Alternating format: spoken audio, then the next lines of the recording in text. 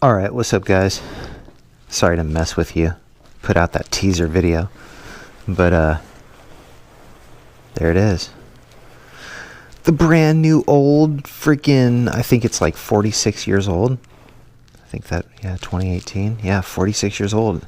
It's a 1972 Yamaha R5. It's been upgraded with a bunch of stuff to make it pretty much the same as an RD350. And it's got the ProFlow exhaust. Yeah, it's got the actual tuned pipe exhaust with the little silencers. And then it's got the reed valve induction. It actually got upgraded to reed valve. And then it also has electronic ignition. Like if you look under the seat, it's got this electronic ignition right here by Neutronic, which is obviously made back in the same era as this bike, but it upgrades this thing so it doesn't have like a distributor with points and stuff like that like it did before. It's been well taken care of, but not restored, not mint condition at all. It's got 6434, that's how many miles it's got, original miles on it.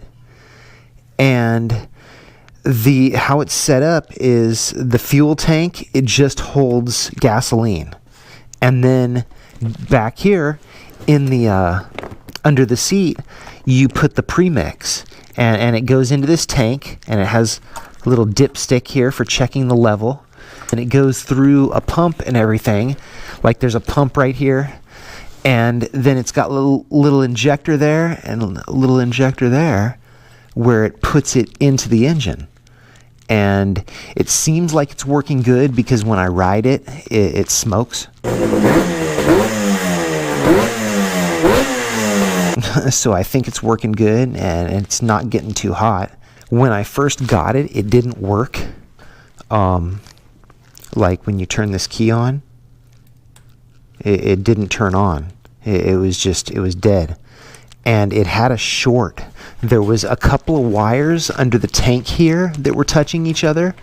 And there was a wire behind, like if you take out this cross point screw and you pull out the headlight, there's a ton of wires. That's like where they hide the wiring loom on like old bikes. There was a wire in there that was melted, and it was actually touching another wire. You know, it had melted its way through into another wire. So it was actually grounding out. Like if you turned on the key like this, that green light would just flash. It would be all pink. And just that quick, the fuse down there, right here, would be completely burned out. It would just go choom. Every time I turned on the key, it would light up like a light bulb and then be like poof, and that's it. And I was like, what the heck? You know, it's almost like the positive and the negative are touching each other somewhere. And so I just started looking at all the wiring, and there was, like I said, there was a spot under the tank right about here, and then there was that wire, those couple of wires, I should say, under the behind the headlight here that were messing with each other. So you turn on the gas, and then you turn on the key, and then you kickstart the little sucker.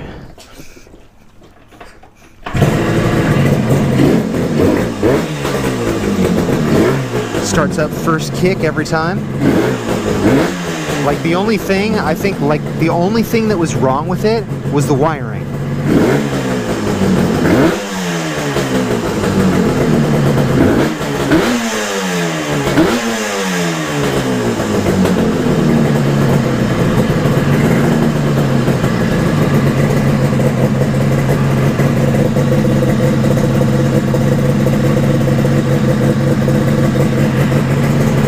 Yeah, like the only thing that was wrong with it was the wiring. You know, and my theory is that the headlight gets so hot on this bike that I think the backside of the headlight, it's like this big glass dome. Yeah, I think it melted the wire. And I think that's what actually caused the problem, is the heat from the headlight.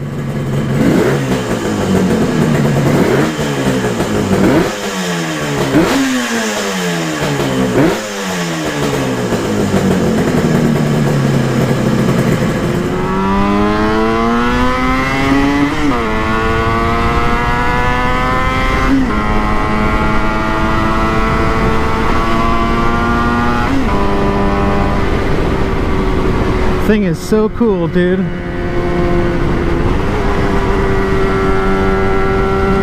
Just gotta remember to ride it like a 2-stroke and not a 4-stroke. I'm so used to my other bikes. It's like cruising around and lugging the engine and